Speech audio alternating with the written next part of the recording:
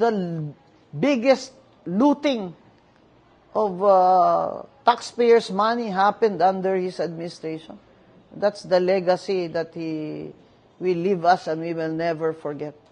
Sa tatay niya, martial law, never forget. Dito, never forget the maleta.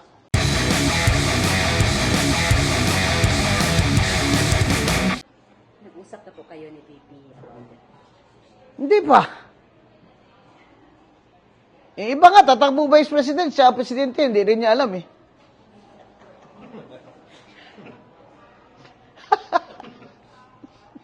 Ito ang masaya nga. Tapos is non-traditional campaign. Social media. Well, as you know, I have an edge. I have TV shows.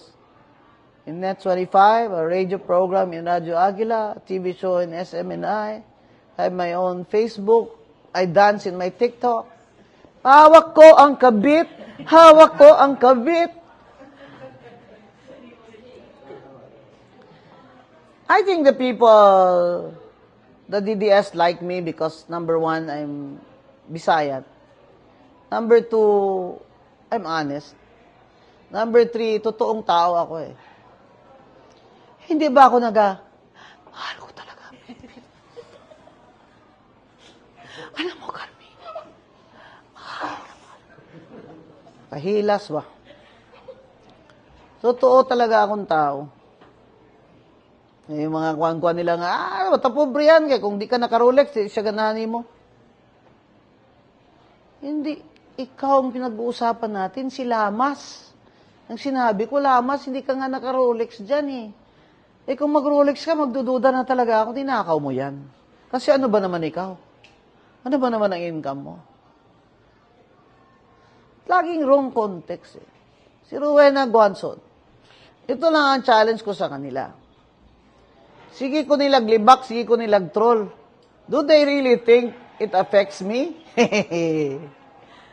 Kalamira akong TikTok. Bawal ang kabit. Bawak ko ang kabit. Doesn't affect me. You know why? I have no ambition. Lahat na ng ambisyon na gustuhin siguro ng ibang tao, nakuha ko na, nagawa ko na, nakamit ko na lahat ng ambisyon ko. All I wanted was for my parents to have a long lives, and God gave that to us. They died at 95. Lahat ng gusto kong gawin sa buhay ko, nagawa ko na. I am the only Filipino lawyer that has a book listed in the U.S. Library of Congress, the Anti-Sexual Harassment Act, Notes and Cases, and in the National Library of Australia, Harvard Law Library, Stanford Law Library, Yale Law Library, University of Berkeley Law Library. I dare them to say they also have a law book in these universities. Sabi nila, sira talaga ulo ng Rowena Guanzon na yan. No? Ayan ha, sira pa ulo ko niyan. Imagine kung hindi sira ulo. Lahat ng gusto kong gawin sa buhay ko, nagawa ko. On my own merits, wala kawat. And I'm grateful to my parents. Sila, ambisyon lang nila eh. Senador sila, kay nanay. Para magsikat sila. Alam ko na mga kabahay, kanya-kanya ambisyon naman tayo. Pero ako, hindi ako magsisenador para sumikat ako. Kasi ngayon palang sikat na ako. You agree with me na ngayon palang sikat na ako? Yes. Oh. I'm not running for senator para sumikat ako. Tulungan ko lang si BP Sara. Kasi pinagkakaisahan nila eh. Nakita ko, ipulihan naman ni nila. Impeachment na naman. Attorney, good afternoon. I'm Ruth Palo, News 4. Attorney, do you intend to be part of the slate, senatorial slate of VP Sara? If she invites me. It would be my honor. Nauna na kasi nagsabi si VP Sara na may 4 na politiko o senatorial candidate possible na lumapit sa kanya. Are you one of those? Well, whatever she says is true. What did she say? Because I don't know. I just heard you. I don't really know what she said. But whatever it is she said is true. Ma'am, good afternoon, si MJ Mondiharma. And you mentioned earlier EDCA. There were many attempts in the previous administration na maglagay po ng EDCA site sa Davao. What is the edge of Davao City government, ma'am, or the Davao City people na wala pong EDCA site ngayon na may gera po sa Middle East? Bakit kayo mag-edge sa side dito? You will attract, you will be a target. And then your mga negosyo will be disrupted. Gustong-gusto ng mga armed forces of the Philippines may EDCA. Dagdag na naman sa budget nila. Alam nyo, matagal na tayong niloloko nitong BBM administration nito, pati military natin, hindi na natin maasahan.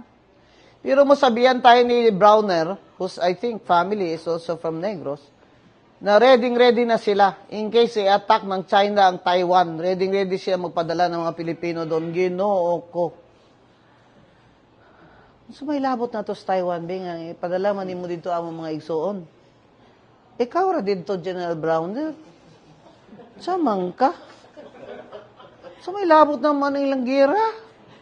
Diyos ko. O, bayaran tayo ng Taiwan. O, padala kami dyan ng soldiers. Ilang $1 billion.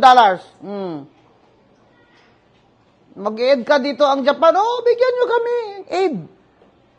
$100 billion in aid. O, bakit walang kapalit?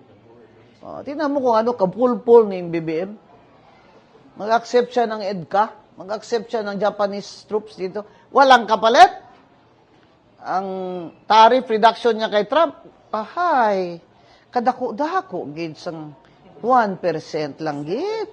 Ang giminus ni Trump, yan, iadto pag siya dito. Yang Indonesia, nitawag raman. Indonesia's oil. Malaysia's oil. That's the difference. Yan nga mga sinasabi nun. Pro-China si Digong. In the end, Digong is right. Attorney, you mentioned earlier na hindi alam ng gobyerno ang gagawin niya. How do you think will the Filipinos be if this goes on for months? We will all march to Malacanang and demand that he gives us food every day. Hindi na mabubuhay ang Pilipino. Ngayon pala nga, nag-strike na eh. LGU na naman ang kawawa. Kasi sabi naman, LGU, maghatid na naman kayo ng bigas at sardinas sa bawat bahay. Unsa naman eh. Wala naman silang pinapadala sa LGU. You still have jobs now.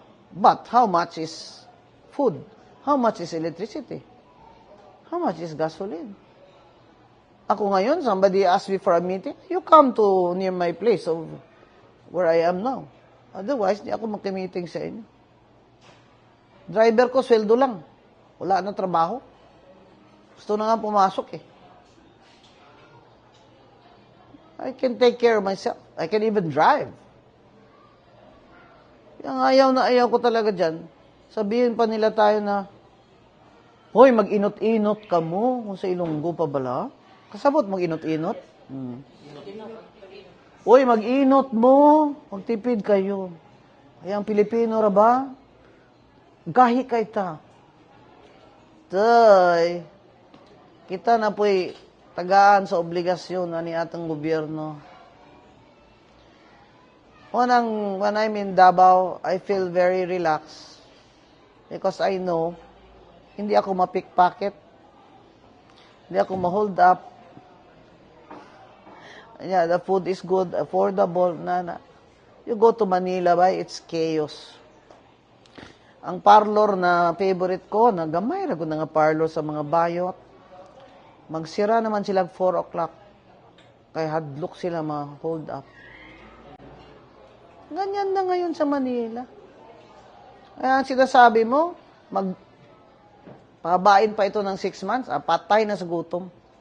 Attorney, na-mention po ni PBBM na nabalaka siya, grabing pangangamba kung dili daw, kung lahi na daw ang administration, di mapadayon yung legacy niya. Any comment? So may ligasiya. Unsa pa daw yung ligasiya? O siya ningon, unsa iyang ligasiya? Wala. Katong bridge dito sa Davao, iyatong ligasiya. So may ligasiya niya. Tapos yung ingon niya, continuity. the biggest looting of taxpayers' money happened under his administration. That's the legacy that he will leave us and we will never forget. Sa tatay niya, martial law, never forget. Dito, never forget the maleta.